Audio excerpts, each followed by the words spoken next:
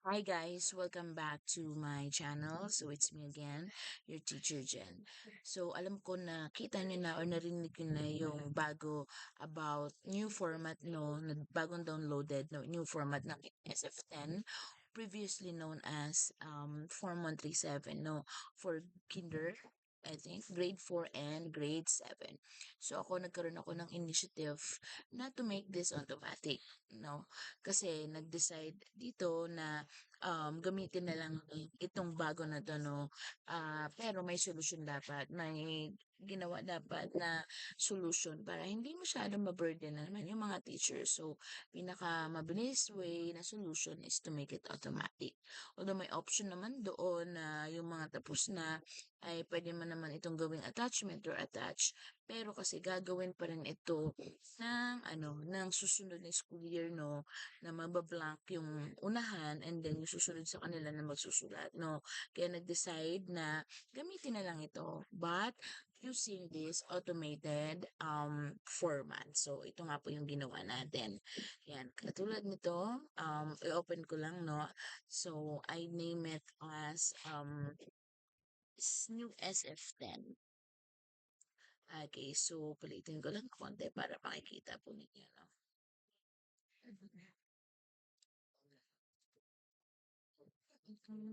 So, ayan.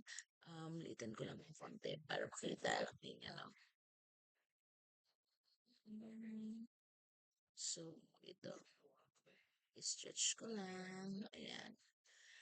Ayan. So, ito po yan, no, ang aking electronic SF10. So, meron dito nakalagay. Una niyan, pupunta muna tayo sa home. So, dito sa home, yan, meron na yan ito, yung encoding part. Ayan, wait lang. Ayun nga pala yung name ng school ko. So, encoding part, may front, back. Itong back, hindi na naman siya kailangan. Itong ECR, okay? Kailangan pa rin i-print para sa mga susunod na advisors sa grade level. So, punta tayo sa encoding. So, dito lahat, itatype po natin yung name ng school, anong district, anong division, and lahat po ng information na nandito. And then, so with this, ano po, bali dito, kukopihin lang natin to. For example, meron tayong SF10. Say for instance, ito yung SF10 ng mga bata. So, ang gagawin ko lang is, copy-paste ko lang yan, copy. And then, literally, ipipaste ko lang dito. Ayan. Okay, same goes with other informations ng iba pang mga bata. Male po pala yun, no? And then, dito sa aking female, ibababa ko lang dito sa baba, ayan ay yung female. Okay po. And then after that ay LRN naman niya. Sa LRN niya, doon lang din tayo kukuha, no? This is are just examples ng mga ano po ang kailangan natin gawin. So, ito ay ika-copy paste ko lang din and then ilalagay ko dito. So, ito, dahil nga yan ay lahat ay male, pwede nyo namang i-copy paste or mag-type lang kayo ng dalawa dyan and then i-drag down nyo na po pababa hanggang sa dito kung saan lang yung male. Ayan, tapos yung birthday nila. Eh, pwede na natin itong kopyahin na lang po dito sa kanilang SF1. Alam ko lahat naman po tayo no, may copy na ng kanilang mga SF1. So, ayan. Copy, paste lang talaga. Sa age, hindi na naman siya necessary kahit wala na siya. Tapos dito, kung meron na kayong ano dito, copy ng school name niya, okay, pwede natin ilagay dito. For example, LM School. Kunwari lang po ito.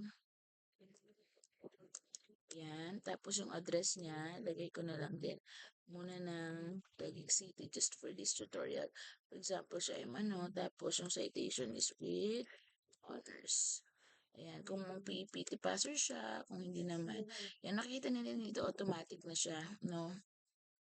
Na ano. Kaso lang dito kasi medyo hindi ko pagama yung paglagay po ng first name. Kaya hindi ko pa siya na ano, nilagyan. Ayan, i-click ko lang konti. Ayan, yung paglagay ko nito ng first name is Mano-Mano. Clark Anthony. Ayan, tapos Sean. Minsan kasi nagpapakita na dito. yung ibang pangalan. Pero may minsan naman na kapag ginawa mo na ng paulit-ulit, nawawala na siya.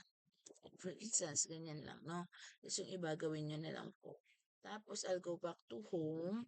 And then, dito po sa front niya, ayan, dito, titignan ko na lang po dito. Ayan, sino ba yung mga nagawang ko? Ayan. Ayan, nandito na po, nag-appear na po sa kanya dito. Okay, tingnan natin hanggang saan siya. Ayan, hanggang flare talaga siya. Hanggang sa pababa. Ayan. Hanggang doon sa kinuha natin female. Ayan, tapos ito. Ayan, wala pa kasi hindi na tayo naglagay ng data. Tapos balik ulit tayo. Ginawa ko kasi yung 40-40 siya. Para yung sa may mga students na gano'n kadami. Ayan. So, meron na po silang data dito. Automatic na po siya. Yung nakalagay dyan. And then, punta ulit tayo sa home. Yung back na ipiprint na lang din naman to siya. Hindi naman talaga siya as in yung kailangan. Next, dito naman po, itong part na to, ECR, Electronic Class Record. Ayan, ito ano naman po siya, naka-automatic na po siya lahat. Ayan, nakikita niyo naman na yung kanyang. And then, ito rin po, automatic na rin po siya. Kung ano po yung nilagay natin doon kanina sa encoding, automatic po siyang mapupunta dito. Tapos, andito na po siya. Itong mga 00 na to, pwede na po natin siyang i-cancel na ganito or kaya i-hide para hindi na po madami yung tinitingnan natin. Okay? Although wala naman siyang pang-hide dyan. Pero pwede nyo siyang i-cut. Okay? Or pwede nyo na lang siyang pabayaan na ganyan. Okay? Tapos dito na, magta-type na tayo dito ng card. I mean, ng grades. Pwede naman itong copy-paste, no? Ayan, try lang natin. 78 lahat. Ayan, automatic na rin siya nag-generate ng GenAve. Bali, ito na po kung ano yung dito, yun na rin po yung mag-a-appear natin doon sa front part niya.